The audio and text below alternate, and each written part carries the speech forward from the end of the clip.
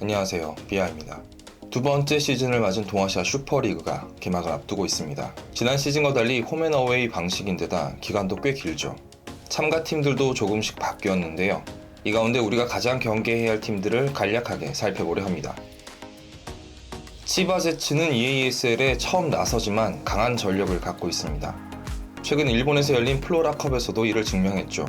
국내 팬들에게 잘 알려진 토가시유키가 여전히 굳건한 데다 지난 평가전 2차전에서 14점을 터뜨렸던 하라슈타, 팀의 영걸이자 국가대표로 활약했던 장신 슈터 카네치카 렌도 나설 전망입니다. 외국인 선수 구성에도 변화를 줬습니다. 아이라 브라운과 저스틴 무츠, DJ 스테픈 등 세 선수가 합류했는데요.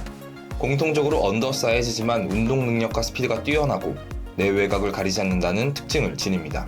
특히 아이라 브라운은 유큐 골든킹스와 오사카 에베사 등 여러 클럽을 지닌 이미 검증된 선수입니다.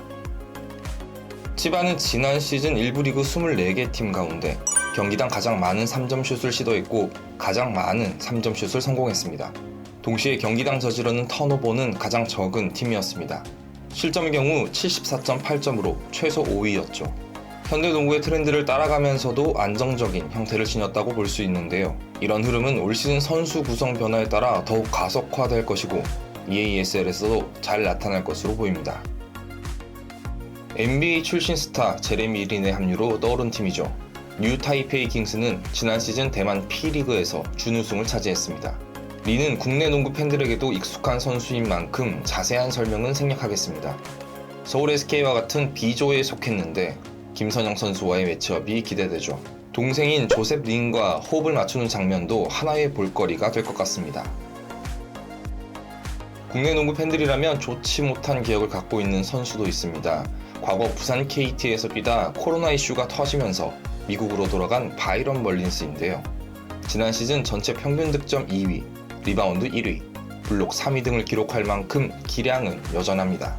2m 13cm의 장신이지만 내외곽 플레이가 모두 가능하다는 특징이 있죠. 지난 EASL에서 베이에어리어 드래곤즈 소속이었던 헤이든 블랭클리 선수도 합류했습니다.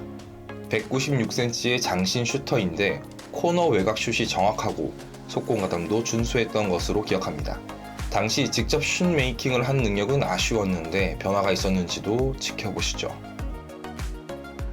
사실 이 팀은 큰 기대를 하진 않았습니다. 3개월 전 푸본 브레이브스와 치른 경기에서 91대 97로 패한 적이 있는데 그런 푸본조차도 지난 EASL에서 2패로 마감했기 때문이죠. 다만 제레미 린이 들어오며 앞선의 변화가 예고됐기 때문에 기대감을 가질 수는 있겠습니다. 지난 대회를 4위로 마감했지만 유큐 골든킹스는 여전히 강합니다. 부산 KT에서 뛰었던 앨런 더햄과 잭 쿨리 등 외국 선수를 기반으로 한 보드 장악력이 뛰어난 팀이죠. 실제 지난 시즌 리그 전체 24개 팀 가운데 리바운드 부문에서 42.0개로 1위를 차지했습니다. 공격 리바운드 부문 역시 14.4개로 1위를 기록했습니다. 여기에 내외곽이 모두 가능한 빅터 라마르로 주니어를 영입하며 득점력을 더했죠.